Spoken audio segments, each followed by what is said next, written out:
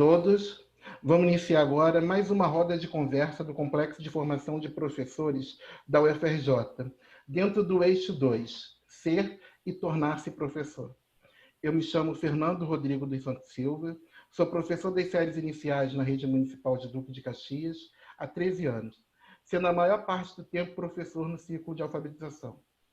A ideia para a realização dessa roda surgiu do desejo de abordar a experiência e a trajetória de professoras alfabetizadoras que estão em distintas redes públicas da educação básica do estado do Rio de Janeiro.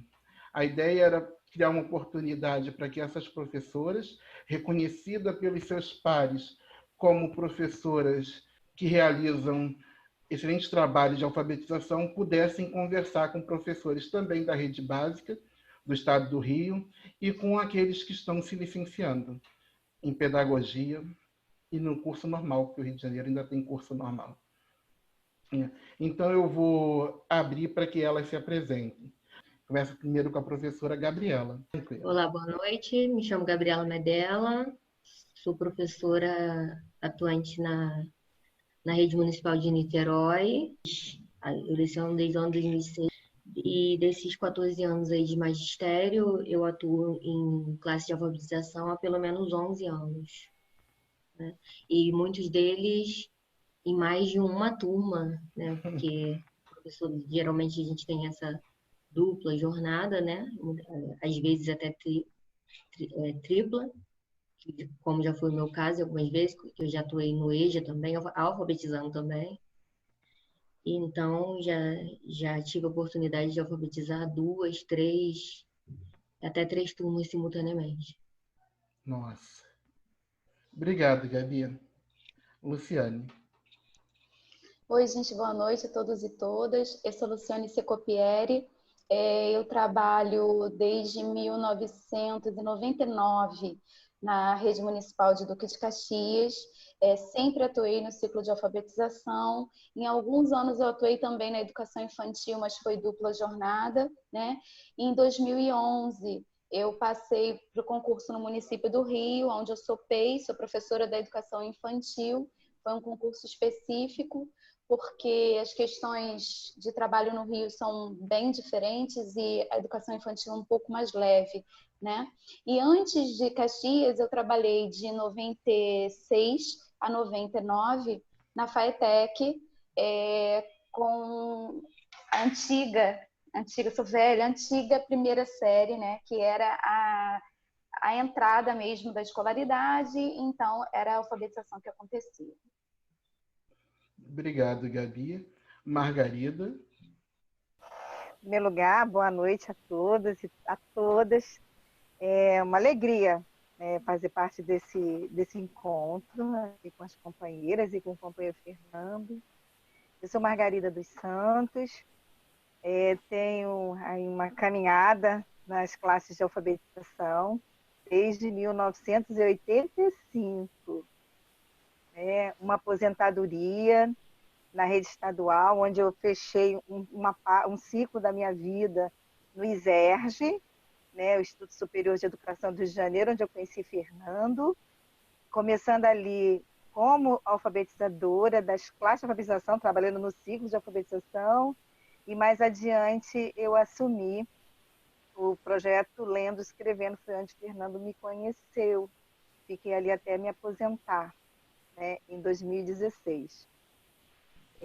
A minha início da trajetória como alfabetizadora em 85 na rede estadual foi na Baixada Fluminense, ali em Parque São Vicente, em Belford Roxo.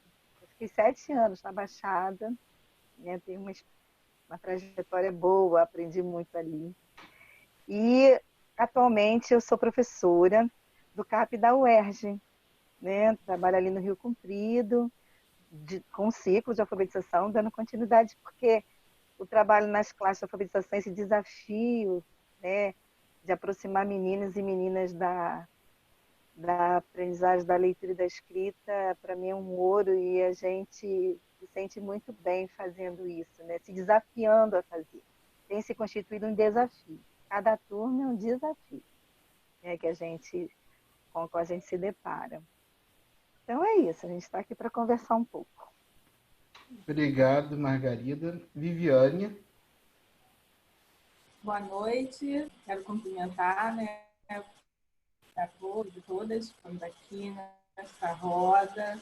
Eu me chamo Viviane Nascimento da Silva Lau, trabalho na rede de Duque de Caxias há 19 anos. Destes 19, 15 em paralelo trabalhando na EJA e no turno da tarde, geralmente, né, no turno, com a alfabetização, no ciclo de alfabetização. Desses 15 anos da EJA, eu tenho agora, esses últimos 5 anos, estou trabalhando com projeto na EJA, por conta de uma questão da minha filha, que faz atendimentos médicos, e aí eu tive uma redução na minha carga horária. E aí eu não posso atuar numa turma, assumir uma turma. E aí, como a escola precisava de um projeto de alfabetização, algo a mais, e aí eu fiz o projeto foi aprovado pela secretaria, e eu estou agora trabalhando com esse projeto de alfabetização. É um apoio paralelo na escola em que eu trabalho. Obrigado. A gente vai começar agora, de fato, as rodadas. E essas rodadas ela tem a ver basicamente com 3 eixos, que é a formação inicial, a formação continuada e, por fim, o trabalho hoje em tempo de pandemia. O primeiro eixo é o tornar-se professor. Eu gostaria que nessa rodada vocês nos contassem um pouco sobre a formação inicial de vocês, né? Qual era a perspectiva de alfabetização que vocês tiveram acesso nesse momento, e se tornar alfabetizadora já estava na perspectiva de vocês, né? Se vocês já pensavam em atuar como alfabetizadora já na época em que vocês estavam na graduação. Bom, eu sempre quis ser professora, né? Mas nunca pensei especificamente em ser professora alfabetizadora. Pensava em ser professora em uma perspectiva mais geral, né? Mas quando cheguei à escola, fui lançada, né, literalmente, numa classe de alfabetização, a antiga primeira série, né, a antiga nomenclatura, com a turma toda de alunos ainda não leitores, né? E aí foi o verdadeiro desafio, né? E eu tive que me virar. Quando eu fui atuar na escola, eu estava saindo do curso normal, né?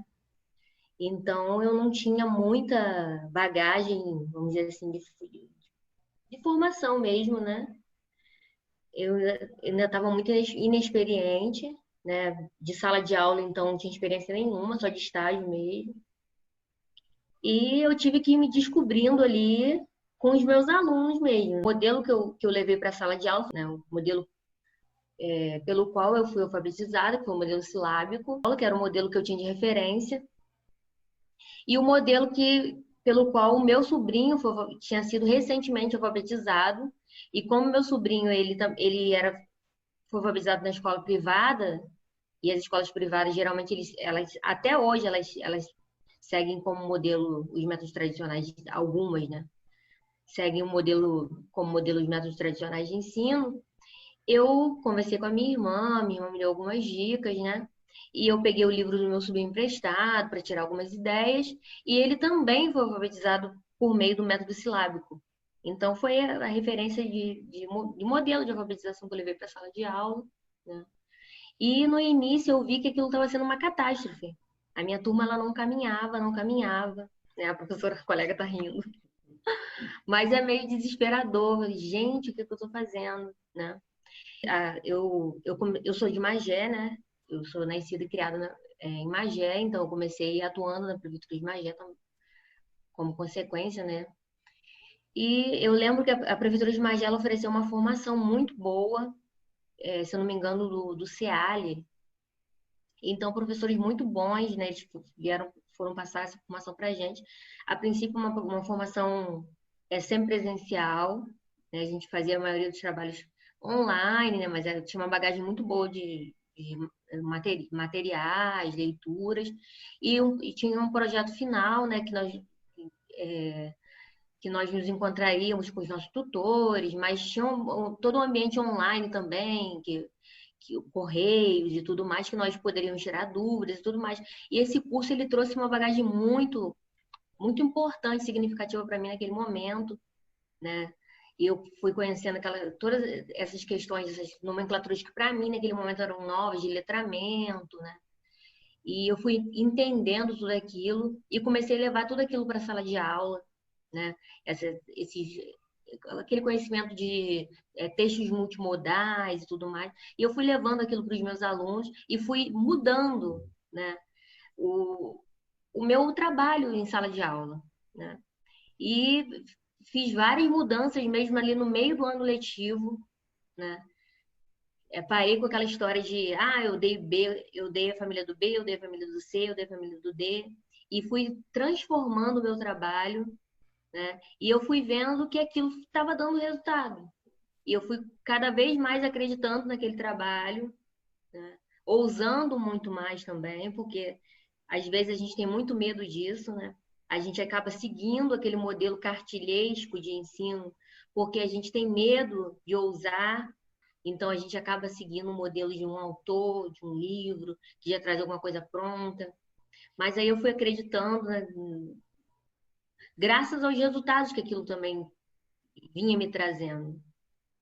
Né? E no final do ano, não vou dizer para vocês que a turma terminou excelente, que não terminou, né? Mas a turma avançou bem, e eu pedi à diretora, né, que me deixasse continuar com a turma, para dar prosseguimento ao trabalho. Né? E ela, vendo que a turma vinha avançando bem, ela acreditou também no trabalho que vinha sendo construído ali, e ela permitiu que eu continuasse com a turma, e a turma realmente, né, alcançou resultados muito positivos no ano posterior. Falando da questão da formação continuada, né, eu acabei já citando, né, o quanto a formação continuada ela é importante para o professor, né, e às vezes muitas redes deixam a desejar, não oferecendo ao professor a oportunidade de sair para fazer essas formações, né? Não tem ninguém para deixar na turma, não tem. Tantos são os empecilhos que são colocados e o professor não tem a oportunidade de sair para essas formações. E é uma pena, porque isso enriquece demais o nosso trabalho. Às vezes, mas é um dia que você vai fazer. Eu não vou, não é uma falta, né? É um investimento, porque é tanta coisa boa que vai nascer daquele dia que você não foi ali, é tanta novidade, é tanta produtividade, né? Mas muita gente não consegue enxergar. Uma pena. Foi ótimo. Tudo bem. Luciane. Gente, a primeira coisa que eu queria dizer é que eu tenho quase certeza que Margarida foi professora do meu irmão. Estou super emocionada aqui, que eu tenho uma história com meu irmão e educação que, enfim. Bom, minha formação, eu fiz o curso normal, né, no Instituto de Educação, de 3 anos ainda, sou bem velha. Eu sempre quis ser professora e sempre quis ser alfabetizadora, porque, assim, o que me move na vida é o desafio. Eu acho que não há desafio maior numa escola do que uma turma de alfabetização, né? Então, apesar de passar por essa situação que a colega coloca, que é comum a todos nós, chegar numa escola nova e te darem uma turma de alfabetização, isso para mim sempre foi muito prazeroso. Eu sempre pego isso como não dá não, mas vai dar. E eu dou meu jeito para aquilo funcionar. Então, eu fiz normal e fiz adicional, que não existe mais, né? E eu não fiz adicional em alfabetização, eu fiz em educação infantil. Nesse período, eu já dava aula de inglês. Então, porque inglês tinha um curso, como se fosse o curso normal, só que em inglês você terminava o curso regular e fazia esse cursinho de 1 ano e já podia dar aula em cursos. Então, assim, a canja da sala de aula eu já tinha, né? Em uma outra língua, aquele sistema de seguir aulinha, né? Você segue um roteiro, na verdade, mas assim, o contato com o aluno, essa coisa eu já tinha, por conta de dar aula de inglês. Eu comecei a dar aula de inglês, eu tinha 16 anos. E durante o curso normal, eu dava aula de inglês em paralelo. Beleza. Trabalhei pouquíssimo tempo na escola particular, 3 anos, 4 anos. E fui para a faculdade e não fiz pedagogia. Eu fiz fonoaudiologia, né? E, bom, por um tempo na minha vida eu pensei para que eu fiz isso, mas hoje em dia eu digo graças a Deus que eu fiz isso, porque assim, tem uma contribuição muito grande no meu fazer, né? Eu até brinco, eu falo, professor, quando o aluno está errando muita letra, troca F por F, manda para o fono, eu não mando, não preciso mandar, eu resolvo. Então, assim, são coisinhas que acrescentam no meu fazer, né? E que eu estou sempre tentando colaborar com os meus colegas, né? Compartilhar as informações, porque às vezes a gente não faz porque não sabe fazer, né? Porque ninguém disse pra gente como é que faz. E ser alfabetizadora sempre eu achei que seria. Só que, como a Gabi falou, eu tentava de um jeito diferente. Eu fui alfabetizada pela casinha infeliz, que eu falo, né? O nome é feliz, mas eu brinco que é infeliz. E eu já sabia que aquilo eu não queria. Eu não queria fazer com os eu não queria fazer isso. Então, eu já pensava num jeito da minha cabeça, eu sou muito animada. Então, o que eu fazia quando eu entrei para a FATEC? Não sei se vocês sabem, mas a FATEC foi criada no ano que eu entrei. Não tinha aluno de fundamental na FATEC. Então, a gente subiu no Morro do Fubá e chamou os alunos para estudar. Foi assim que começou. Então, aqueles alunos que não fizeram pré-escola, que muitos nunca tinham ido na escola, foram para a escola, né? E aí, o que eu fazia? Eu fazia assim, tipo um café da manhã, muito doida. Aí eu fazia um mural com tudo que tinha tido no café da manhã. Então, pão, aí eu botava o desenho do pão e embaixo eu escrevia pão. Aí café, eu botava o desenho do café e escrevia café. E eu achava que isso ia dar pano para manga. Só que não funcionava, né? Terminava o ano. E assim, graças a Deus, eu acho que o que move a nós, alfabetizadores, é a angústia. Porque se não tiver a angústia do cara que não chegou lá, a gente não se renova, né? E aí, enquanto eu estava na FATEC ainda, volto para Margarida, pessoal do CAP UERJ maravilhoso, Estela, Nalu, aquele povo que eu amo, Marlisa, foi dar um curso para nós na formação continuada. E aquilo, plim, abriu meu horizonte. Tipo assim, professora, dá para fazer desse outro jeito aqui. E aí eu fui me apropriando dessa versão progressista, né? Que respeita o aluno, que cada um vai no seu tempo, que a gente vai construindo junto. E isso foi me trazendo uma tranquilidade e eu fui construindo o meu fazer. E em Caxias, eu fiz uma maravilha de curso chamado Profa, né, do governo federal. E eu brinco que eu sou profana, e por onde eu for, eu vou dizer que eu sou profana. E esse curso mudou a minha vida. Porque a teoria eu já tinha, mas eu não sabia como fazia. E até uma Vaz traz isso nesse curso. Ela desenha para a gente como é que faz, né? E aí eu fui tentando e eu fui... a Gabi fala isso e eu assim, tenho uma fala de uma pessoa que eu amo muito, chamada Tereza Barreiros, que ela fala, a gente só tira uma coisa da nossa prática quando a gente tem outra para colocar no lugar. Ninguém vai deixar de trabalhar com método nenhum se não tiver uma coisa melhor, uma coisa que funcione para colocar no lugar. Você vai baseado no que você sabe, e o nome disso é compromisso. A gente tem compromisso com o aluno, com fazer, com a educação. Então, enfim, a partir desse curso, eu fui transformando a minha prática, eu fui transformando, e aí cheguei num jeito que eu acho que dá certo, mas que a cada aluno que a gente esbarra, né, dá aquela desequilibrada e você precisa se refazer. Obrigado, Luciane. Margarida. Foi? Que desafio, né? Falar um pouco da gênese. Eu acho que a gênese da formação da gente começa quando a gente senta no banco da escola como criança, sabe? Quando a gente está lá como aluno da classe de alfabetização. Acho que ali começam algumas coisas.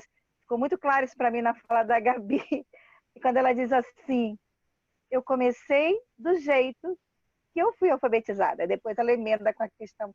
Então, ali, aqueles primeiros goles que a gente vai se alfabetizando, a gente vai se tornando já professor lá atrás. Tem gente que fala isso, que a Nilda Alves acho que vai falar disso, e eu tendo a concordar. Quando eu me apresentei, eu esqueci de falar que eu trabalhei na educação infantil. Eu me formei em 1983, em curso normal, ensino médio, ali no Heitor Lira, na Penha, que fica aqui na Penha, no centro do Rio de Janeiro. E ali, durante a formação, eu não me lembro de ter tido algo referente à alfabetização. Não me lembro disso, essa preparação. Isso que o Fernando teve no curso superior. Então, quando eu chego para trabalhar numa escola de educação infantil, e ali eu já dizia que eu fui expulsa da escola, do trabalho, eu processei a escola, porque a diretora queria me obrigar a trabalhar com aqueles livros de preparação para alfabetização. Eu não concordava com aquilo. Eu sempre concordei com a proposta de atividades. Claro que a minha base era a questão da silabação, das letras, era isso. No entanto, eu queria outras coisas, e a moça queria que eu ficasse com uma cartilha. Então, eu tive meu primeiro problema com ela. E ali eu já decido que eu quero ser professora da rede pública. Eu não queria ficar na rede particular nem a pau. Então, eu faço concurso em 85, eu entro, vou trabalhar lá em Parque São Vicente, numa escola que só tinha parede e menino para a gente alfabetizar. Turma de 40 crianças, 40 e poucos. E aí a gente começa ali a fazer um trabalho. E a minha escola era dentro de um conjunto habitacional que era cercado de floresta. Eu adorava, eu vivia os passeios com as crianças. Eu me juntava com as minhas companheiras. Isso já é para dizer para vocês que eu amo o coletivo. Eu amo a troca com as minhas companheiras. Tem uma colega minha, desses dias atrás, que diz assim, quem gosta de coletivo é dono de empresa de ônibus. Eu falo, eu gosto de coletivo porque eu preciso da minha colega, eu preciso da troca com as minhas companheiras para poder seguir em frente. É ali que eu me fortaleço. E aí, nós tínhamos o hábito de trabalhar assim, com a palavração, com a silabação, com as letras, e ali a gente ia trabalhando. Mas o mote era a construção das histórias, eram as feiras de ciências, a apresentação dos bichos, o trabalho centrado nos bichos, centrado na vida das crianças ali. Sempre gostei disso. Quer dizer, eu trabalhava uma coisa e outra. E aí, vendo que eu não consegui, que tinha criança que ficava para trás, sempre me preocupei com aqueles que eu não conseguia alcançar, eu volto ao Heitor Lira, porque lá eles ofereciam o curso de alfabetização, adicional alfabetização e educação infantil. Eu fiz os dois. Só que eu me achei no de educação infantil, porque tinha uma professora de literatura infantil que me fez entender que as outras linguagens, aí a minha paixão, a minha raiz pelo trabalho, entender que a alfabetização ela tem a ver com a aquisição, apropriação da palavra escrita, mas ela tem a ver com a apropriação e o trabalho com as outras linguagens. Isso eu sei agora. Então, a literatura e o teatro foram os meus grandes achados no trabalho da alfabetização. Foram dois eixos do meu trabalho na alfabetização. Então, ali eu me dedicava a viver a coisa da palavra escrita, ainda naquela metodologia bem tradicional, mas tinha esse aparato todo da literatura, da vivência do texto autoral junto com as crianças. Resolvo fazer o curso de pedagogia. No curso de pedagogia, ali, esse curso de pedagogia que eu fiz, era um braço, uma unidade da UERJ, que funcionava numa escola estadual, chamada Roberta Silveira, em Duque de Caxias, uma escola normal. E ali, eu faço meu curso de pedagogia, só que naquele momento, eu me aproximo de uma coisa que, para mim, foi determinante na minha vida. se eu tinha intuitivamente um compromisso com as crianças da Baixada, com as crianças daquela comunidade, eu entendi que eu tinha um compromisso com o trabalho de alfabetização junto às classes populares, as crianças das classes populares. Ali a gente bebia essa discussão em torno do trabalho junto às crianças das classes populares e um modo ou outro de fazer, que só fortalecia as ideias que eu já possuía. E aí passou o tempo, eu vivi ali 7 anos na Baixada, trabalhando naquela escola, e no ano de 1992, eu digo que eu fui alcançada, porque isso é muito importante. Eu fui alcançada pelo curso de extensão organizado pelas companheiras do CAP da UERJ. Na época, Olga, Cidinha, Angélica, que elas faziam trabalho de extensão no interior do Estado. Eu sempre fui filiada ao sindicato. No mesmo tempo, na década de 90, estavam chegando as ideias referentes ao construtivismo e o socio-interacionismo também. Construtivismo, as ideias da Ana Luísa Smoca, o socio-interacionismo, o campo mais ligado ao Vygotsky, e essa discussão estava chegando aí fresquíssima. E o sindicato fazendo também isso. Então, tinha o CAP da UERJ fazendo a extensão, o movimento extensionista, trazendo toda uma sistematização, e como foi para a nossa colega que acabou de falar, esqueci, Luciene, ali o CAP da UERJ trazia um outro modo de alfabetizar, e o sindicato também. Então, juntou essas duas coisas. Eu fiquei mais um tempo lá na Baixada e vim para o Instituto de Educação. Quando eu chego no Instituto, eu conheço a Jaqueline Moraes, que era uma das professoras da educação infantil, do adicional, ali no Instituto. E, a partir dali, teve um entreveiro. Jaqueline se tornou nossa orientadora, que a gente estava construindo as classes de alfabetização no ISERJ, que antes acontecia a alfabetização na pré-escola, e aí teve um embate, porque a gente queria uma proposta outra de alfabetização. Uma alfabetização centrada nas múltiplas linguagens, uma alfabetização centrada nos textos autorais, uma alfabetização centrada na questão de aproximar a criança da literatura, e que entendia a criança como sujeito de saber, de hipótese, e tinha uma direção que queria o trabalho centrado no ensino tradicional. E aí a Jaqueline é posta à disposição da escola, e a Carmen Sanches, que era uma outra diretora da educação infantil, uma pessoa importante no campo da alfabetização. O que a gente faz? Jaqueline vai embora, a diretora bota a Jaqueline para fora, ela pensou que ia acabar com o nosso grupo, com os nossos projetos de alfabetização. Só que o grupo se fortalece. O grupo forma o que a gente tem hoje lá no Instituto, que chama GEFEL, Grupo de Estudo e Formação de Professores, Escritores e Leitores, um grupo que hoje, há 20 anos, eu coordeno, formado por professores lá mesmo do Instituto e da rede, que queriam participar da discussão sobre alfabetização. Então, sempre nesse movimento, as demandas do cotidiano eram discutidas nos coletivos, nesse coletivo que era o GEFEL. E ali a gente foi construindo nossa proposta, eu saí de lá, me aposentei, o GEFEL continua, o trabalho continua. Mas antes, eu vivi a experiência onde o Fernando me encontra. Por quê? Teve um determinado momento, no final da década de 90, que tinha um grupo de crianças que viveram a aprovação automática. Vocês sabem do que a gente está falando, aprovação automática. Então, um projeto de governo, né, que aconteceu, e existiam ali crianças que não conseguiam se apropriar, e eram marcadas pelo fracasso escolar.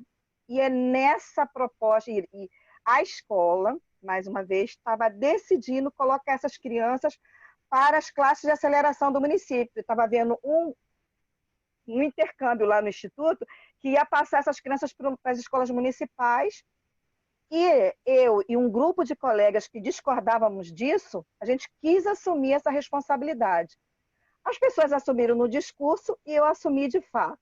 E aí a gente criou o projeto Lendo Escrevendo, que era pautado na perspectiva de que as crianças que fracassavam possuíam conhecimentos marcados pelo fracasso. Elas possuíam conhecimento, elas possuíam saberes, elas possuíam interesses. E logo elas revelariam quais eram esses saberes se a gente soubesse explorar esses saberes, esses interesses e a partir daí a gente iria vendo quais eram as necessidades de trabalho com essas crianças, as possibilidades e as necessidades de trabalho. E é uma proposta longa, se depois a gente voltar para essa conversa, eu posso detalhar um pouquinho mais, mas o eixo do trabalho é o seguinte: eram as múltiplas linguagens, os múltiplos saberes das crianças. E as estratégias eram as mais diversas para nos aproximarmos e tentarmos alfabetizá-las, ajudá-las para que se apropriassem da leitura e da escrita a partir dos interesses que elas possuíam e dos saberes dessas pessoas, né, revelados ali durante aqueles encontros do projeto. Obrigado, Margarida. Viviane.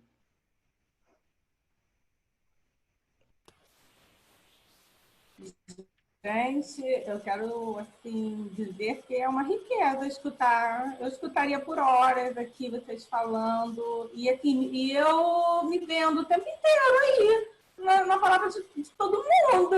Mas vamos lá, olha, eu fui para o Instituto de Educação Professor Moisés Henrique dos Santos, que é em São João de Meriti, onde fiz o meu curso normal, que era de 3 anos na época, que normal, em 3 anos. E aí, logo que eu termino o normal, surge um concurso para... Surgiram assim, com vários concursos, São João de Meriti, Nova Iguaçu, Duque de Caxias, e eu optei, né, eu tive aprovação nesses concursos e optei por ficar em São João de Meriti e Duque de Caxias. Né, que depois, por questões assim, muito fortes de política e tal, eu acabei pedindo exoneração em São João, depois de 8 anos, né, e fiquei só em Caxias. Concomitantemente, eu entro na UERJ, nesta UERJ aí, que a Margarida falou, lá no anexo do Roberto Silveira. Ao mesmo tempo, eu estou estudando lá à noite. Então, era aquela pegada, né? E assim, eu não é por acaso, nada por acaso, eu estou muito grata ao que eu aprendi ali dentro da UERJ. Aí eu caí na classe de alfabetização, em Duque de Caxias e em São João de Meriti. Eu tinha como método o método qual fui eu, porque por mais que no meu curso de formação de professores eu tivesse tido acesso, tá, a muita diversidade de métodos e tal, eu tentei como eu fui, como foi comigo. Realmente, eu me identifiquei muitíssimo com Gabriela, quando das primeiras turmas. Eu não digo nem a primeira turma, eu digo minhas primeiras turmas que eu tive. Eu tive momentos muito complicados, porque muito desafiador. E aí, nesse tempo, eu estudava à noite, né? Porque depois eu vou entrar como é que eu fui parar na EJA, né? Eu estudava à noite, passei 4 anos, né? Estudando à noite ali, pedagogia. E foi um momento enriquecedor, porque durante esses 4 anos, eu tive acesso a um ensino de muita qualidade ali na UERJ. Eu, assim, senti uma tomada de consciência que eu não tinha. Eu não sei se por ser muito jovem, ou por ser meio desatenta, mas a tomada de consciência foi ali. Porque chega um momento na nossa vida que é o de tomada de consciência. Então, eu tomei a consciência de que a prática não poderia ser da forma que foi para mim. Que não estava dando certo do jeito que era. E aí eu comecei, né, com aquelas leituras de Paulo Freire, e aí aquilo foi me encantando, tá? E comecei a trabalhar com as crianças ali de ciclo de alfabetização, tá? E assim, a realidade é que eu sou uma pessoa que eu fui encantada por Paulo Freire, e na primeira oportunidade que eu tive, após eu me formar na UERJ, a primeira oportunidade que eu tive de ir para a EJA, Aí vou com a minha matrícula de Caxias para a EJA, né? E saio de São João. Então, eu fiquei só na EJA e trabalhando, às vezes, com dobra à tarde, com ciclo de alfabetização. E ali na EJA, eu me sinto em casa. Eu me sinto desafiada, certamente. Mas eu me sinto em casa no sentido de que eu olho para o aluno da EJA, eu vejo ali uma pessoa que ela está ali e ela diz para você, professora, dá o seu melhor aí. Ele diz isso, o olhar dele diz, ele não precisa abrir nem a boca, o olhar dele diz assim, dá o seu melhor, a gente está com você, estamos juntos. E aí eu percebo que o aluno, em especial da educação de jovens e adultos, é aquele que chega querendo muito, mas muitas vezes ele chega com uma basezinha que ele teve, que é igual aquela basezinha que eu tive, entendeu? Juntar, mas professora, quando é que a gente vai fazer o babebi? A gente vai começar pelo babebi bobu, a cartilha vai ser pronta. Aí, assim, tem todo aquele trabalho que eu tenho para explicar, né? E aí eles vão se conscientizando, entendendo. E professora, é bem melhor, porque, por exemplo, a gente chega aqui, a gente primeiro conversa sobre o que está acontecendo, e aí a gente pega a nossa palavra geradora, e nessa palavra geradora a gente vai tomando consciência de outras coisas, né? Mas, assim, eu trabalho na EJA, né? Basicamente com o Paulo Freire assim, à frente de tudo, sabe? E tem mais um ponto em minha formação que, quando eu saio de São João de Meriti, aí eu tenho um tempo mais vago. Aí eu inventei de estudar Direito. Então, me formei em Direito, né? E fiz a minha pós-graduação lá na FEMPERJ, que é a Fundação do Ministério Público. Então, eu tenho também essa outra formação. Aí fica aquela pergunta, Luciane, formada em fonoaudiologia. Ela consegue trabalhar os alunos dela ali naquela questão fonoaudiológica. Eu trabalho na questão de direito com os meus alunos. Então, toda a formação do professor é válida, porque o professor, ele é aquele cara que eu digo que ele é um multiuso. Se ele for formado em psiquiatria e está ali na alfabetização, está valendo. Se ele for formado em assistência social e está na alfabetização, está valendo. E se ele é formado em direito e está ali na alfabetização e na EJA, está valendo muito. Sabe, eu já vivi coisas assim espetaculares, entendeu? Então, assim, a minha formação em Direito, ela vem com aquele algo a mais, me ajudando com suporte na EJA, tá? Porque na EJA a gente vê aqui em questões de eu vou me divorciar, e pensão, eu não sei o quê. E aí eles já sabem da minha formação e eles vêm conversar, e ali eu já tenho aquele afeto. A gente não consegue alfabetizar sem afetar. Todo mundo sabe que é um projeto de governo de acabar com a EJA. Tá? O pensamento não é aumentar, é diminuir. Então, eu já pulei de escola em escola, sempre ali. Só que eu tenho a sorte sempre de ter pessoas que conhecem o meu trabalho. E aí, por exemplo, fechou, por exemplo, na Wilson mesmo, aí, ó. Na Wilson fechou a EJA.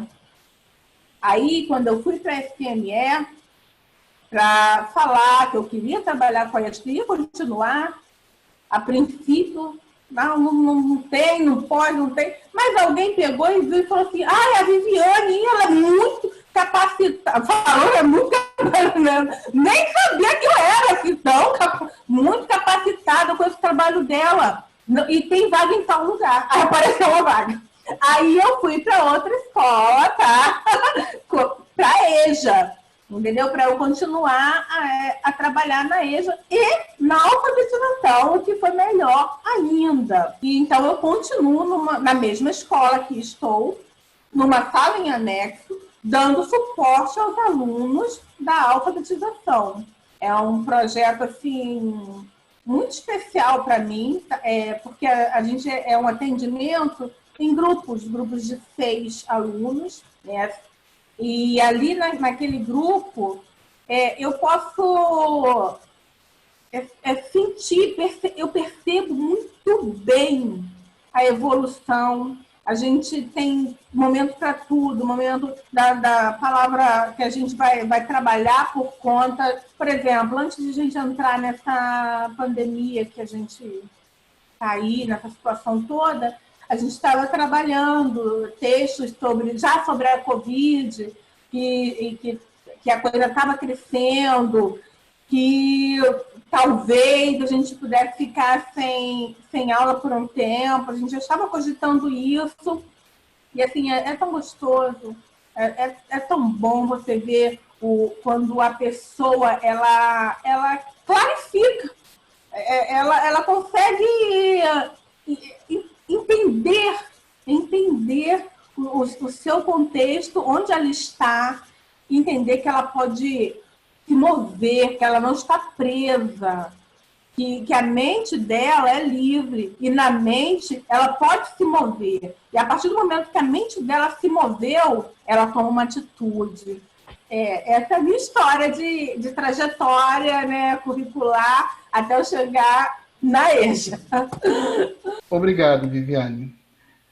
Assim, o que eu achei bastante interessante nessa primeira rodada, né, é como a grande dificuldade que eu tive para montar essa roda de conversa foi exatamente esses temas que a gente tem que selecionar por conta da demanda do tempo, né?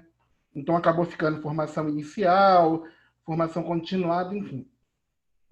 E vários outros temas que eu gostaria de que viesse à tona na conversa, eu não pude colocar. E eu fico muito feliz que eles tenham aparecido, né? Por exemplo, a questão que a Gabi colocou, da experiência dela começa com discente. Isso apareceu até na outra roda que eu fiz com os professores do ensino das séries finais, né, do fundamental. E o que eu percebi lá neles foi justamente que essa relação, que essa experiência discente, curiosamente, nem foi aquilo que mais marcou neles propriamente, a relação com a disciplina. Muitos deles, professores de arte, professores de música, foram ter relação com a disciplina que eles davam fora da escola, não foi no ambiente escolar. E no caso da formação dos professores das séries iniciais, isso é muito forte. E o que marcou para mim, quando eu fui nesse processo de ir me tornando professor, foi justamente a experiência de alfabetização no estágio. Aí, quando eu tenho que falar da minha experiência de alfabetização, que ela marca no meu trabalho docente, na forma como eu chego na escola, é justamente a experiência no ISERJ, no estágio com o ISERJ com a Solange. Então, eu costumo dizer, quando falam para mim do nome da minha professora de alfabetização, eu cito a Solange, porque ela, de certa forma, foi essa professora. E a experiência no ISERJ foi fundamental em 2 aspectos, né? Uma por essa questão de que eu percebia que no CAP essa coisa do grupo era importante, né? Ele se constituía como espaço formativo do professor, que foi fundamental para mim. Quando eu fui trabalhar na escola, essa experiência valeu muito, porque a Margarida até citou que havia, eu não sei em que momento a Margarida propriamente falou sobre a questão da disputa entre uma perspectiva mais tradicional e uma outra perspectiva mais progressista no Instituto, mas no currículo do Instituto, as aulas de alfabetização que a gente tinha, por conta de, enfim, alguns professores que estavam vinculados ao projeto antigo, ainda mais da escola normal, do Instituto de Educação, era alfabetização com método natural.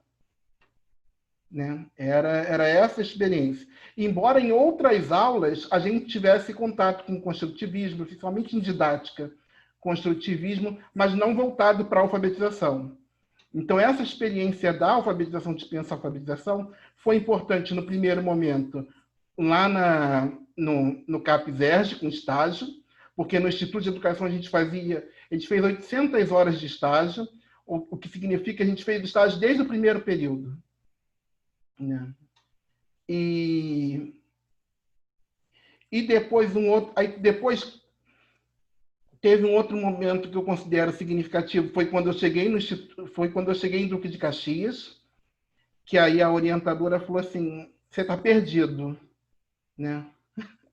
Você está fazendo um monte de coisa aí, e era justamente isso que eu tinha, eram essas várias bagagens que eu tinha, esses retalhos de experiência, de formação que eu tinha, que eu estava colocando. E aí eu peguei um curso de formação de professores no Instituto ali já em 2007, 2007, que já era o finalzinho do tacho, já era praticamente a última experiência de formação de professores feito pela Secretaria de Educação. E depois um outro momento que foi outro divisor de água para mim, que foi em 2009, quando chega um grupo de professores e coordenadores na Wilson de Oliveira Simões. Porque aí a gente vai ter formação na prática. Era uma experiência maravilhosa, que eu percebi a escola como laboratório, né? Facilitava até o fato da gente ter, naquele momento, no turno da tarde, só o ciclo de alfa trabalhando ali. Então, isso ajudava muito. Mas foi uma experiência fundamental e que acabou não voltando a se repetir, até porque as escolas têm outras demandas e os grupos de estudos, que são cada vez mais raros, têm que dar uma oportunidade para discutir outras temáticas. E eu gostaria, aproveitando nesse momento, voltar para a questão da formação continuada, formação em serviço, mas pensando aqui, vocês falassem um pouquinho desse lugar de pensar a escola como lugar de uma formação pelo trabalho coletivo de professores, né? Que eu acho que essa é uma perspectiva, ela é muito pouco usual na escola, e acaba que a perspectiva da formação do professor continuada acaba sendo muito individualizada, né? Aí o professor, ele vai fazer a especialização, aí ele vai fazer o mestrado, ele vai buscar um curso aqui, um curso ali, e a escola pensando nessa oportunidade de ser ela própria um laboratório de formação de professores. Eu atuo na Prefeitura de Niterói, né, como eu já disse, e a Prefeitura de Niterói sempre foi uma prefeitura que ofereceu, né, oferece muitas oportunidades de formação para os professores. Quando eu entrei para a minha segunda matrícula lá, eles estavam lançando um projeto chamado Residência Pedagógica. Foi um projeto, né, que não rendeu frutos, né? Rendeu frutos, não. Um projeto que não teve continuidade na rede, mas foi um projeto do qual eu participei, né? E que foi muito positivo para mim, porque foi um ano, né, que nós entramos na rede e nós não fomos direto para a sala de aula. Nós tivemos quase que um ano inteiro para fazer cursos. Então, nós só fomos para a sala de aula, eu acho que foi em outubro, se eu não estou enganada. Acho que foi no ano, eu assumi a matrícula em fevereiro, e durante esse período eu fiquei fazendo cursos, né, eu e os colegas, né, que assumimos a matrícula no mesmo período, e acho que 1 ou 2 vezes na semana nós íamos na sala de 2 colegas de turma de terceiro ano, e atuávamos em sala de aula auxiliando essas colegas no trabalho pedagógico. Nos demais dias da semana a gente participava de formações e tudo mais. Então foi um ano de muito ganho em termos de formação para mim, né, para as colegas que participaram também. Acho que o próprio nome do projeto desvalorizou o projeto em si, né? Porque o nome foi Residência Pedagógica. Então dava a entender que os professores precisavam ser formados por aqueles outros professores que estavam em sala de aula. Acho que muitos professores fizeram essa leitura do projeto, vamos dizer assim. Só que eu vi como o ganho da formação, né? Naquele ano de formação também. E muitas pessoas não viram também, não viram esse ganho que nós tínhamos, né? Em termos de formação. E, infelizmente, a prefeitura teve muitas reclamações, né? Então foi um período bem conturbado, os colegas reclamando muito. E eu sei que o projeto não foi para frente. Quando chegou no período, quando chegou em outubro, né? O projeto findou e nós recebemos turmas e fomos para a sala de aula e o projeto não teve mais continuidade. Mas foi experiência em uma das matrículas. Tirando isso, né? Quando eu entrei na outra matrícula no ano de 2010, e nós sempre recebíamos na escola o que eles chamavam de cardápio de formações. Então, eram muitos cursos mesmo, e nós podíamos escolher, né, cursos para participar. Então, era sempre muito bom. De uns anos para cá, né, nesse último governo, agora esse governo, as coisas, assim, tiveram, vamos dizer assim, que o número de cursos, assim, reduziu bastante. Mas a gente ainda tem bastante formação na rede. É uma rede que oferece muitos cursos, assim, para os professores. Eu gosto bastante. Gosto bastante. Mas é claro que tem a questão da formação individual também, que eu acho que faz toda a diferença. Para mim, assim, enquanto alfabetizadora, a minha graduação fez toda a diferença, né? Eu sou formada em letras, né? E assim como a colega disse que ser formada em fonoaudiologia faz muita diferença para o professor alfabetizador, eu acho que ser formada em letras também, que a gente entende, tem um conhecimento muito grande da língua, né? E isso faz muita diferença quando a gente está alfabetizando, porque a gente consegue entender muitas das hipóteses, né? Sobre as quais os alunos, eles no caso, se apropriam na hora de fazer, eles fazem uso na hora de se apropriar mesmo do sistema de escrita alfabética. Então, acho que isso também faz diferença quando eu estou em sala de aula. E o meu mestrado também, né? Porque eu sou mestre em letras, mas eu pesquisei alfabetização, né? Inclusive, o meu tema foi uma frase de um aluno meu, né? De alfabetização, que ele disse para mim, né? Que com ovo faz cor, você não sabia? Né? E eu usei essa frase como tema da minha dissertação. Então, o meu tema foi que com ovo faz cor, você não sabia? Uma experiência de reinvenção da alfabetização na escola pública. Esse tema, essa palavra reinvenção é da Magda Soares, né? E foi isso mesmo, né? Foi uma tentativa, né, de reinvenção da alfabetização no espaço da escola pública. E eu vejo assim, né, que todas nós, a gente faz várias tentativas. A gente faz, um ano a gente faz com uma turma, aí daqui a pouco a gente vai lá e faz com outra. A gente está sempre tentando reinventar a alfabetização na escola pública, né, porque a gente não descobre uma fórmula mágica, a gente não descobre um jeito mágico. Então, a gente a gente já sabe muita coisa, né? A gente estuda muita coisa, mas tem sempre assim um novo desafio, né? Que faz a gente se debruçar de novo sobre os nossos livros, sobre os autores, para poder tentar entender o que está acontecendo, e a gente tem que pesquisar de novo.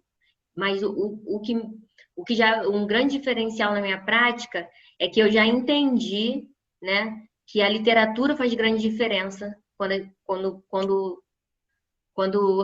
eu estou na sala de aula para esse processo de alfabetização. Isso para mim já foi um ganho imenso, né? Saber que a literatura faz muita diferença e é uma poderosa aliada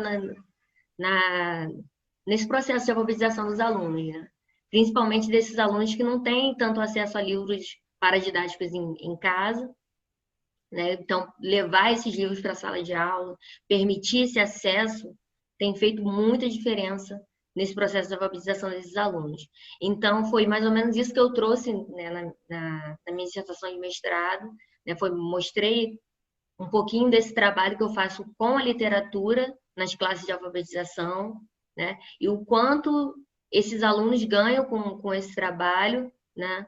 E o quanto eu também, como professora, ganho com esse trabalho, realizando esse trabalho com a literatura na sala de aula. Obrigado, Gabi. Luciana. Gente, eu acabei esquecendo de falar da outra vez que depois da fonoaudiologia eu fui obrigada a fazer biologia, porque quando eu fui enquadrar a minha graduação em Caxias, não aceitaram, porque tem que ter uma licenciatura e fonoaudiologia é bacharelado. Então eu fiz aquele complemento de estudos, né? Estudei mais um ano para ter uma licenciatura para poder ganhar como P1, né? E, enfim, essas curvas que a vida dá, né? Em termos de formação continuada, o que eu tenho na minha vida? Eu tenho o curso do CAP-UERJ e o PROFA, que foram, como eu já falei, mudanças radicais na minha vida, mas eu queria explicar por quê. Porque esses cursos pegavam o professor pela mão. Primeiro, eu preciso dizer que eles eram fora do horário de trabalho, não eram no horário de trabalho, mas pegavam o professor pela mão, porque a gente tinha a teoria na aula, e que era baseada em vídeos, na época fita, né, de vídeo ainda, e a gente via lá o que estava acontecendo com o professor em São Paulo, e depois a gente ia para a nossa sala de aula, testar aquilo e trazer as considerações para discutir no grupão de professores. Essa era a grande diferença. Era ouvir o que aconteceu na sala dos colegas, como é que foi, como os alunos reagiram, e aí sim você ia ter uma imagem real daquilo na tua realidade, porque muita coisa que acontecia na tela, que a gente via, não acontecia na tua sala, e vice-versa. Então, assim, é uma pena que não se tenha mais esse tipo de coisa, porque eu acho que isso move o professor. O professor quer saber. Outro dia eu tive uma discussão terrível com uma amiga, terrível no sentido de calorosa, porque eu sou assim, né? Eu falo com as mãos, eu sou agitada, porque eu disse para ela, eu não aceito que fale mal dos meus colegas. Eu não aceito. Porque quem não faz como a gente aqui já faz, é porque não sabe. É porque ninguém nunca sentou com ele e discutiu. Você sabe como o seu aluno aprende? Você sabe como ele pensa? Quem vem primeiro, a escrita ou a leitura? O que tem em jogo na hora de escrever? O cara não sabe, ele vai lá e faz o que fizeram com ele. E ele está fazendo com a maior boa vontade, com o desenho mais lindo que ele tem, né? Depois disso, eu passei para o curso de professor para professor, que eu fui como formadora. E, gente, eu amo aluno criança, mas eu aprendi muito com as minhas colegas. Agora, queria dizer que esse curso era um curso de formação para os professores do primeiro ano do ensino fundamental de Caxias, mas só os professores que quisessem. Isso é outra coisa que a gente precisa ressaltar. Se o professor vai para um curso que ele não está afim, que ele é obrigado, que o diretor está mandando, ou que ele vai ganhar um dinheiro, isso não funciona. Então, ali a gente tinha professores que queriam saber, que queriam discutir. E aí, eu e minhas colegas formadoras fazíamos o que fizeram com a gente no Profa. A gente ia para a sala de aula com o professor, fazia, ou a gente sugeria atividade e observava para depois discutir com o professor. Então, o que eu queria deixar claro é que o professor da sala de aula, ele precisa desse vai e vem. Ele precisa desse faz e discute. É isso que faz a gente crescer. E também, lá na Wilson, eu trabalhei no SAPLI, que era um grupo, um projeto que pegava os alunos que estavam com dificuldade na sala de aula no contraturno, para a gente fazer umas atividades com esses alunos e evoluir, ajudá-los a evoluir na leitura e na escrita, mas a gente também sentava com o professor para pensar atividades juntas. A gente tinha esses momentos que o Fernando citou, que no grupo de estudos a gente tinha formação e discussão. Então, isso tudo vai trazendo, né, o professor para um momento em que para ele fica mais tranquilo, né, utilizar esses conhecimentos teóricos que às vezes ele já tem, mas a prática dá aquele medinho, né, vamos falar assim. Aproveitando que a gente está falando de formação, eu fiz pós-graduação em linguagem, na fonoaudiologia, e eu queria dizer aqui que eu adoraria fazer mestrado, mas, infelizmente, em Duque de Caxias, perdemos o direito de estudar, perdemos a licença para estudos. E como eu trabalho em 2 redes, para eu fazer o mestrado, que eu adoraria fazer com a Carmen Sanches, é meu sonho, né? Sonho a gente pode ter, né? com a Carmen Sanches na Unirio, ou com a Serpa lá na UF, ou com a Corais na UF, eu teria que trabalhar de manhã no Rio, estudar no mestrado à tarde e trabalhar em Caxias à noite. Então, assim, é uma vida que falta só 4 anos para eu me aposentar. Se deixarem eu me aposentar, eu não aguento mais esse corre-corre. Eu queria estudar em paz, né? Eu queria ter o direito de estudar. E a gente não estuda pra gente, né? A gente estuda para compartilhar, para passar. Infelizmente, não vai acontecer. Eu escrevi um livro, mas não vou fazer mestrado. E também queria falar, para terminar, dessa possibilidade da gente que corre atrás, que estuda, né? De compartilhar. Então, assim, em Caxias, todas as vezes que me chamam para falar em escola, eu vou. Todas as vezes que... Por muitas escolas eu passei, que o colega me via fazer diferente e falava... Você é esquisita, né? Você não faz babebi-babu? Não faço não. E aí o colega me dava a deixa e eu já... Não, deixa eu te explicar como é que eu faço. E a gente precisa aproveitar, às vezes. Eu já ganhei alguns colegas para discutir comigo, não para mudar a prática do colega, nem para ensinar nada, não é isso. Mas para discutir comigo o que é que eu fazia e por que é que eu fazia.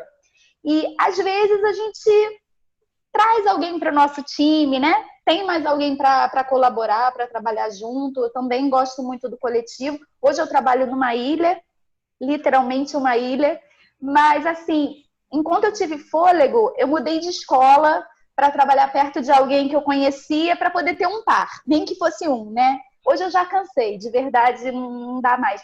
Mas eu fiz isso por muitos anos, inclusive essa tentativa aí de 2009 era isso, né? Era ficar perto dos meus pares, era trabalhar com gente que já entende as loucuras que eu entendo, enfim.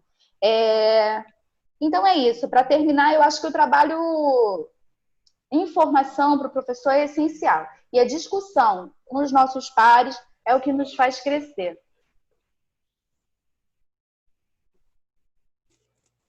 Obrigado, Luciane. Eu acredito na escola como lugar de trabalho coletivo mesmo, de professores. Então, Viviane. Ok. Eu lembro bem que quando eu entrei em 1999 na rede de Caxias, a gente tinha acesso a formações continuadas, entendeu? Coisa que hoje em dia sinto eu muita falta, porque não vejo acontecer. Então, assim, é uma luta que assim, não, parece que nunca vai ter fim.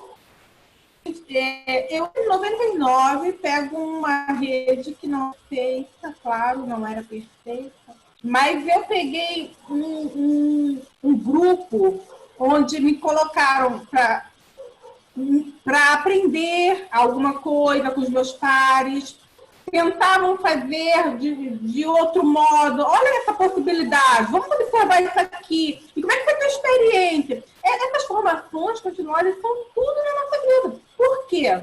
Nós, professores, sabemos que quando estamos em sala, nós não somos sozinhos. Nós estamos ali trabalhando com pessoas, interagindo com a gente e na troca. Então, penso eu, se eu em sala tenho que trabalhar a troca, eu não sou a dominadora do saber, eu não sou a dona do saber, como não posso eu ter direito de ter também acesso aos saberes dos meus pares?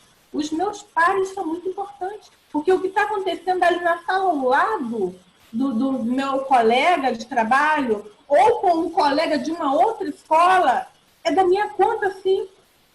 Porque a luta dele é a minha luta. O que está passando ali com o aluno dele pode ser algo que eu possa precisar amanhã. Hoje não sou eu, mas amanhã pode ser. Então, assim, eu sinto que é vendida uma indiferença, sabe? Pra gente, parece que é algo assim proposital. Tipo, o antigo que teve acesso a algumas formações que foram muito legais e eu valorizo. Eu valorizo tudo que eu tive acesso na minha vida. E eu acredito que ainda teria acesso a muitas coisas. Eu não fiz mestrado nem doutorado, tá? Em nenhuma das duas áreas. Eu só fiz especializações, tanto na pedagogia quanto na área de direito, né? Mas estamos vivas, quem sabe, né? Enquanto há fôlego de vida, né? Enquanto houver sol. Então, a gente perdeu muito, tá? Eu vejo com muita tristeza não podermos ter tantos momentos quanto tínhamos. Eu acho que, assim, não sei se interpretou mal. Eu vou tentar ser boazinha, vou dizer que achavam que estavam perdendo. Vou tentar ser legal. Mas não é para ser legal. Isso é projeto, isso é pensado. Assim, a gente não consegue falar de educação, de escola, de colega, de crescimento como pessoa, se a gente não tiver interação. Somos humanos, estamos numa experiência humana, então nós temos que estar interagindo com o outro, trocando com o outro, e é na conversa que a gente divide saberes, é na conversa que eu chego para um colega e falo, poxa, eu estou com uma dificuldade X na minha fala, assim, o que é isso? Como é que eu faço? Não, ó, já tive algo parecido e eu fiz assim. Quer tentar, não? Ah, então tá, vou tentar. E aí depois eu dou um feedback, e aí, ó, foi legal. Ou então até mesmo eu posso ajudar um colega, e aí a gente percebe que esses momentos são cada vez mais raros, tá? Não há praticamente momentos para a gente tentar com o nosso colega e conversar, e trocar uma experiência. A gente lê um texto e debater, vamos falar sobre isso aqui. Não há. E, assim, isso tudo a gente sabe que é pensado já para não ter mesmo. O objetivo é este, que não tenha, que a gente não se estresse, que a gente não consiga interagir. Eu tive acesso a formações, mas sinto por quem não teve. Igualmente, sinto por quem não vai ter acesso a fazer o mestrado hoje em dia ou o doutorado, por conta de ter tirado um direito nosso, o que é um absurdo, entendeu? Era isso que eu queria falar acerca de formação, era isso que eu queria enfatizar. Nós perdemos muito quando não temos, tá? Obrigada. Obrigado, Viviane. A Margarida, acho que está voltando. Estou aqui, Fernanda. Então, como eu falei naquela história de como ter me tornado professora, ficou claro que eu adoro um coletivo, né? Mas essa coisa não é essa coisa é muito barra de ser conquistada. Eu acho que é um espaço de luta pelo qual nós temos que nos mover. Não dá. A última fala de Vivi vai deixando muito claro para a gente que não adianta a gente esperar que o outro, que as nossas secretarias cuidem disso para a gente. Então, eu sempre tive metida em movimentos de coletivos instituintes, onde não tinha mestre para mandar. A gente se aglutinava mesmo, buscando os pares que pensavam de forma mais próxima que a gente, para lutar, para fazer valer projetos de escola que nós quiséssemos viver. Porque cada professor, eu entendo assim, tem um projeto de escola dentro de si. Eu acho que a gente tem que assumir isso. Cada um de nós tem. Independente seja progressista, mais tradicional, ou as duas coisas juntas, porque não tem pureza em nós, nas nossas práticas, no nosso fazer, não há pureza. Eu também entendo isso. Nós somos forjados nesse caldo todo de às vezes a gente é mais tradicional, às vezes a gente é mais progressista, a gente está misturado, a gente é um caldo. Mas tem uma coisa que foi dita aqui, que é a consciência que a gente construiu. Todas as pessoas que estão falando aqui construíram uma consciência e sabem que tem um compromisso com uma determinada causa, que é a causa da alfabetização dos nossos estudantes. Sejam crianças, sejam jovens, sejam adultos, nós temos esse compromisso. Então, assim, quando Fernando fala dessa experiência da formação e dessa construção de conhecimento dentro da escola, isso é um ouro, porque eu aprendi lá no grupo, durante um curso que eu fiz, consolidando uma coisa que eu já carregava comigo intuitivamente. Eu gosto muito da coisa da intuição, mas a gente vai descobrindo que tem posicionamentos sobre isso, né? Eu fiz um curso de alfabetização das crianças das classes populares, coordenado pela Regina Leite Garcia, na UF, né?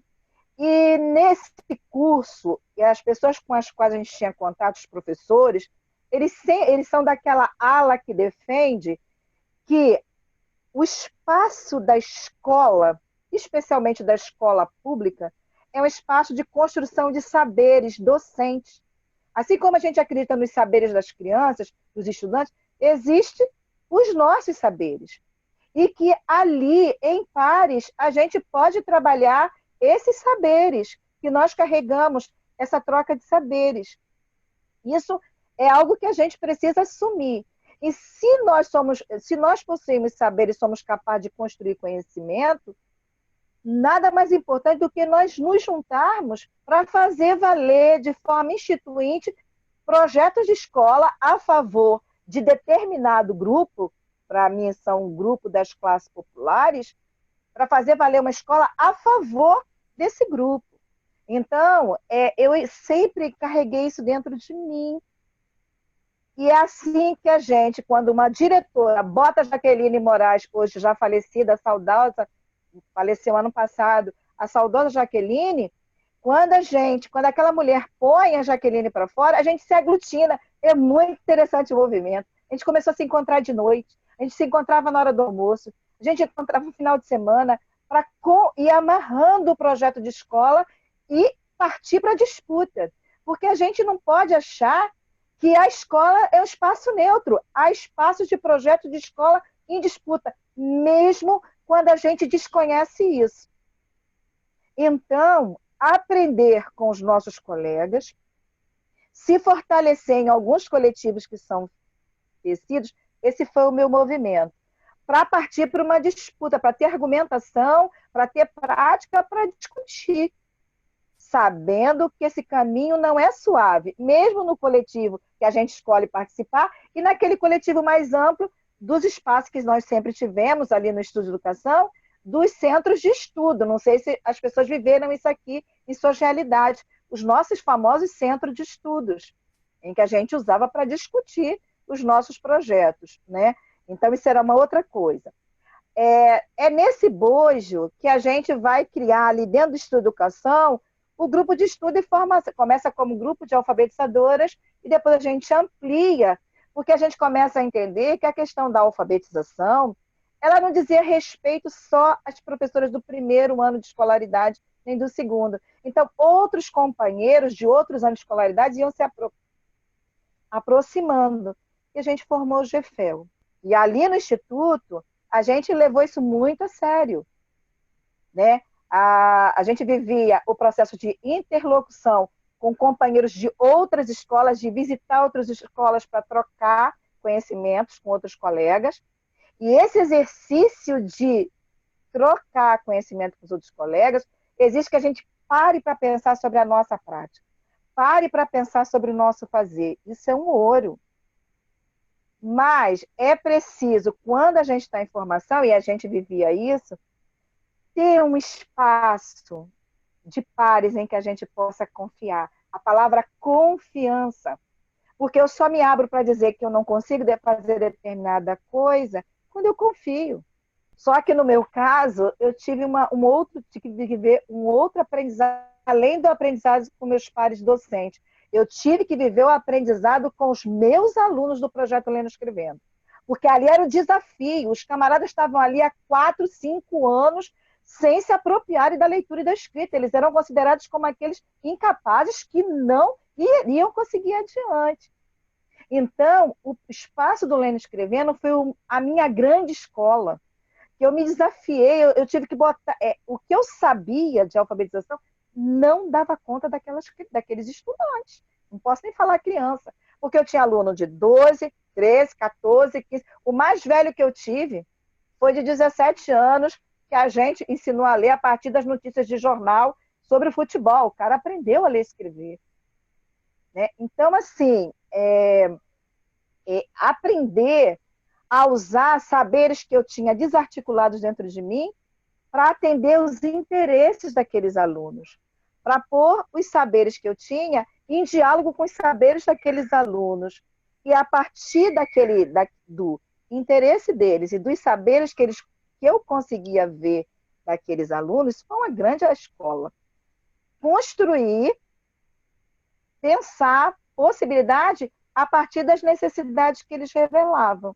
E a experiência que eu vivi ali, ela me levou a escrever minha dissertação de mestrado, onde eu trabalhei com a investigação dos saberes dos alunos marcados pelo fracasso escolar dentro do Instituto de Educação nos anos iniciais. Eu botei uma frase assim: preciso conversar sobre a alfabetização das crianças das classes populares no Facebook. Começou a vir uma cascata de gente querendo conversar, e a gente está com um grupo de alfabetizadores da rede municipal, da rede estadual, que está se reunindo nesse tempo de pandemia, porque as pessoas vivem, é o que Vivi falou, as pessoas estão isoladas e a gente não pode permitir. A gente está lá junto, trabalhando muito, discutindo o nosso trabalho de alfabetização, nossos limites e as possibilidades nesse tempo de pandemia, por exemplo. Como é que é isso? O que a gente pode fazer? Né? Aí a gente agora está fazendo escola com os pais. É o tempo de aprender com as famílias. Que a gente perdeu um tempo danado no presencial, sem aprender com família, agora a gente tem que aprender com as famílias. Né? Então, assim, é muito interessante viver esses espaços de formação.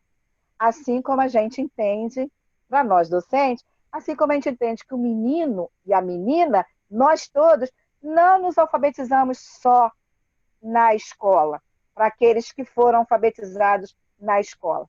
Porque são múltiplos espaços de aprender, inclusive de aprender a ler e escrever, embora a escola seja um lugar privilegiado, um lugar de obrigação da gente se responsabilizar e lutar para que seja o melhor lugar onde a criança possa se apropriar da leitura e da escrita, como na perspectiva da autoria.